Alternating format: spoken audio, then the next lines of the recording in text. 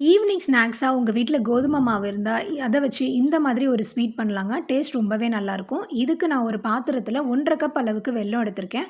இந்த வெல்லம் மூழ்கிற அளவுக்கு தண்ணி சேர்த்து இதை நல்லா கரைச்சி விட்டுக்கலாங்க. அடுத்ததாக ஒரு பேன் வச்சு அதில் 1 டேபிள் ஸ்பூன் போல் நெய் சேர்த்துக்கலாம். இந்த மாதிரி தேங்காவ சின்ன சின்னதா கட் பண்ணிட்டு இத சேர்த்து நல்லா வறுத்து எடுத்துக்கலாங்க. இது நல்லா ஒரு கோல்டன் ப்ரவுன் ஆகுற வரைக்கும் நல்லா வறுத்து எடுத்துக்கலாம். இப்போ ஒரு மிக்ஸிங் பவுல்ல நான் 1 1/2 கப் அளவுக்கு கோதுமை மாவு சேர்த்திருக்கேன். அதோட ஒரு வாழைப்பழம் நல்லா பழுத்த வாழைப்பழமா சேர்த்திருக்கேன். ஒரு பிஞ்ச் சால்ட் சேர்த்திருக்கேன். அதோட நான் வறுத்த தேங்காய சேர்த்திருக்கேன். கொஞ்சம் கொஞ்சமா வெல்ல கரைசல நம்ம ஊத்தி இந்த மாதிரி நல்லா மசிச்சு எடுத்துக்கலாங்க. கொஞ்சம் கொஞ்சமா ஊத்தி நம்ம ஓரளவுக்கு நல்ல இந்த மாதிரி ஒரு கன்சிஸ்டன்சில வர அளவுக்கு நம்ம இந்த மாரி எடுத்துக்கலாங்க. அவ்வளோதான் மாவு வந்து ரெடி ஆயிடுச்சு. இதில நான் வந்து கொஞ்சமா பேக்கிங் சோடா போட்டிருக்கேன். உங்களுக்கு வேணும்னா போட்டுக்கோங்க. இல்லன்னா ஸ்கிப் பண்ணிடுங்க.